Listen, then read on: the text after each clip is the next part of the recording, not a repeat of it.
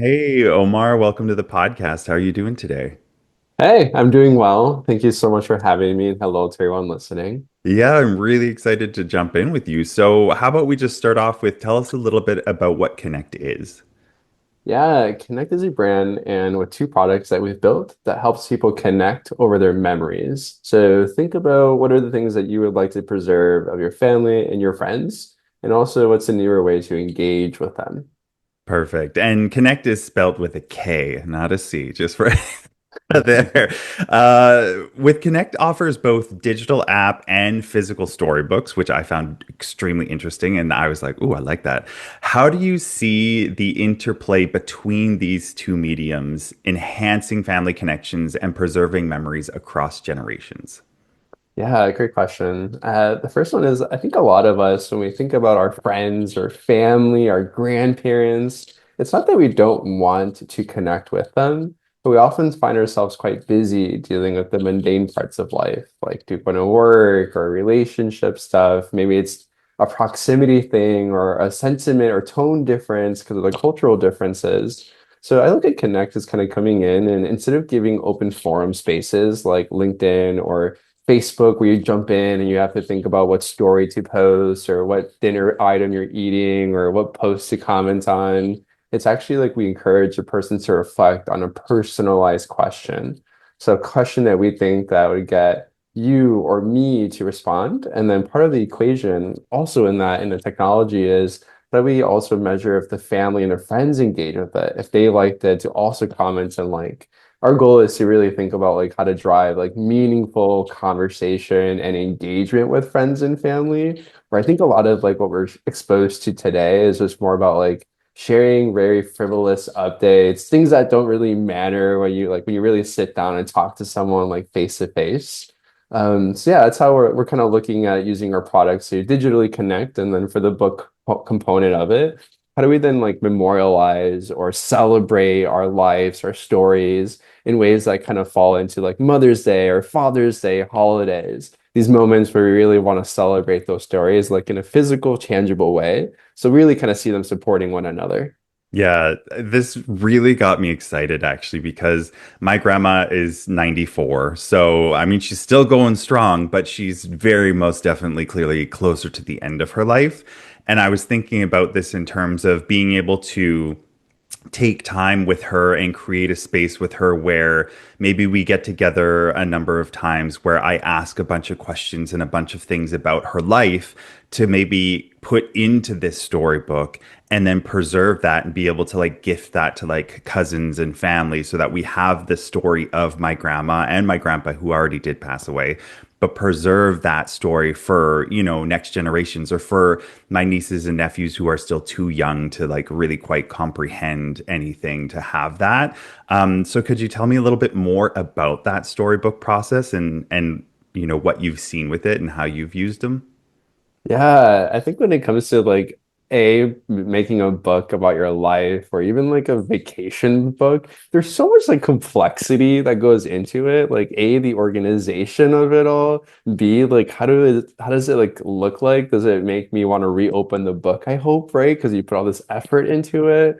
And I think when we're looking at building our process in Connect, we are launching right now with a desktop experience that's live and getting ready to launch a mobile version. But the way we really thought about it is how do we make it so easy that someone that's looking to write their life story only has to focus on three items, which I know sounds kind of weird, but we really can do that. So the first thing is the person joins and decides what book length they want to start with.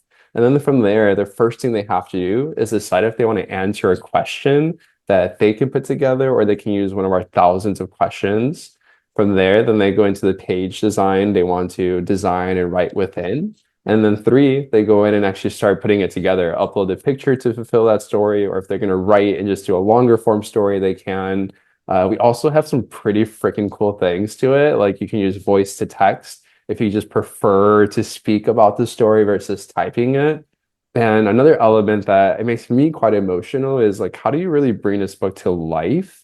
And so we added QR codes. So if the person, like your grandmother, wants to add a QR code to that page and add a video or add a voice note to that page, they can.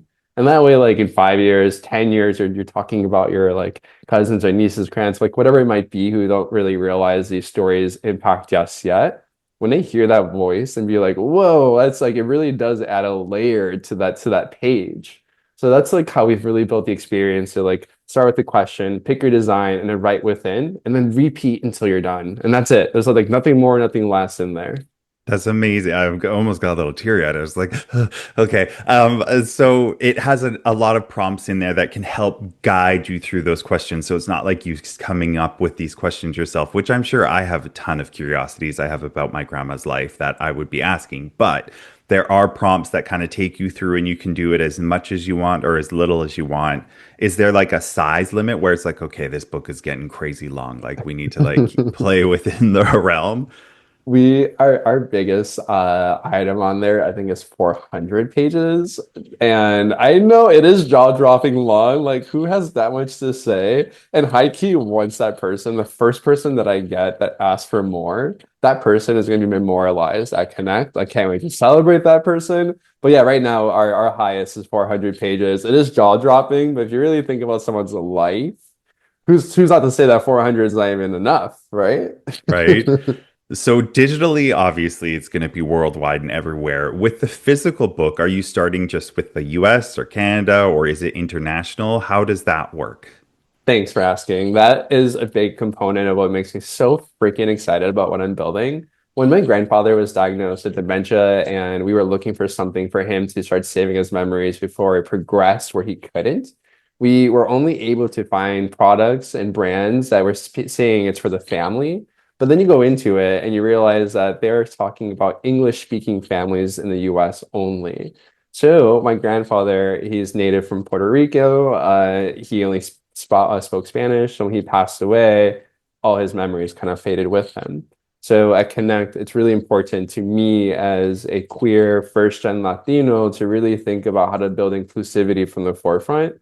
So even though we're entering a very competitive market, which with existing legacy brands for the physical book, we're the first ones that have beautiful designs. A, like we're coming in correct.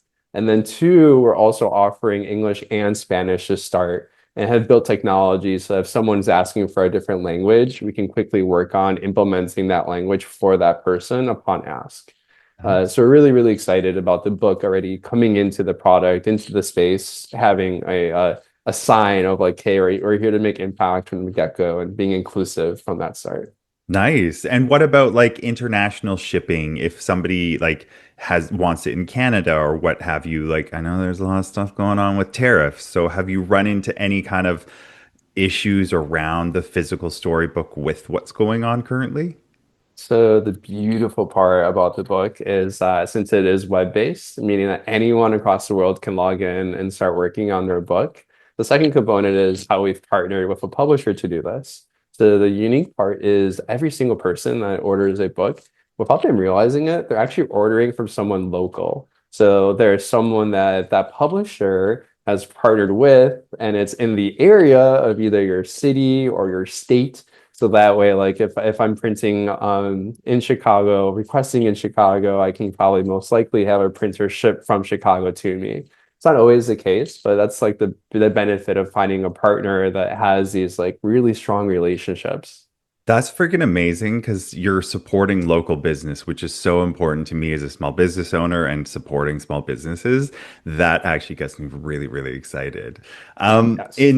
In a world dominated by social media, everybody's on it, the TikToks all the time. How does Connect differentiate itself to fostering genuine connections rather than that kind of superficial interaction we experience quite often? Although I will say TikTok is a lot more genuine than I would have believed before I got on the app. But after being on the app, it does have a genuine interaction component to it. But I'm curious how you're doing that at Connect.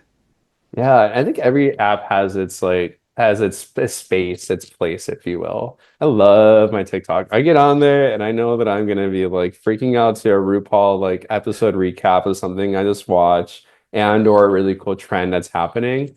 But at the same time, when I think about the functional capacity of family and what that means, like what application on my phone really fulfills the purpose of family. I think of Google as like their search behaviors, TikTok as more like content entertainment. I look at Facebook and Meta becoming more social commerce. And I see Connect kind of fulfilling that same line of thinking, but focus on family. And the beautiful part about how I'm building it is like when you start a Connect app right now on the Apple Store, the user has to create a group and then they have to decide who comes into the group. So we're starting with privacy from the get-go. And then from there, the experiences that we provide in the product, like daily reflections or micro books to kind of capture your current space and reflection. And you can decide if you want to share that with those individual groups or with the larger Connect community. So we're kind of giving people like A, the authority to decide who they want to share content with. And then B, we're also allowing them to define who comes into their groups. Just a ton of like other optimizations like we have coming up in play, even like a partnership with an architect that works at Google to help us think about like more voice directive interview style things that can drive connection. But yeah, we just kind of think that we're looking at focusing on privacy and focusing on vulnerability. I think Hmm. I think you and I can probably like think about queer spaces, and when you feel really vulnerable and open and comfortable in a queer space, there's something really beautiful about those feelings. And if we can make the product feel that way, where someone who is transitioning and is sharing their daily reflection with their parents 5 states away, they're not able to like necessarily be there for them, but they're able to kind of have a different way of engaging with them on a daily basis, seeing their face share like a meaningful reflection or thoughts versus like seeing a really weird curated Instagram post of something that is more politically based or something. Yeah, definitely. And I also like the group aspect of you can also have like your chosen family group. It's not just necessarily your family being part of the LGBTQ community for both of us. It's having that chosen family option where it's like, okay, this is my safe group of people that we want to have those deep connections with because you don't have that with all of your friends, but there is that kind of core group sometimes where it's like, let's create the space for us so that, later on we could keep these memories and maybe print books and stuff about our friendships together and our relationships together. And that's really great. Yeah, I don't know how you feel about the term code switching. I know it could be looked at as like horrible, especially like in a workplace environment. But But I it's a honestly, fact. It's but a it's a fact. fact. I think like social groups, like if I think of my fraternity brothers versus my queer spaces, like these are relationships that I still value and think they're my part of my chosen family.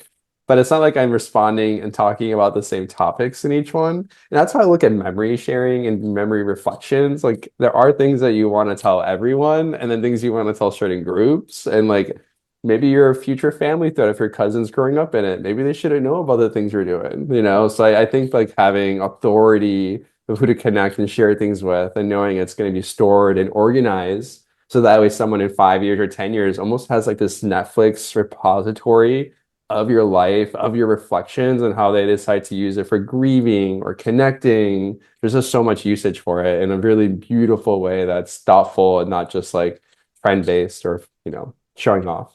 Definitely. I love that.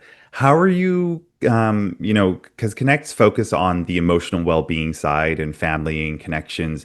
How are you approaching marketing to ensure that the message really resonates without feeling hyper commercialized in today's hyper commercialized world? Yeah, it's coming across in different layers of the business. The first thing we want to do is like not be like using scare tactics. I think a lot of big companies and generally a lot of folks try to think about the easy way into, in their terms, acquire a customer. So they almost look at, let's say, what's called inflection points. What are the reasons someone might search for your product? And then start making all these like landing pages and marketing gimmicks to like fulfill that need.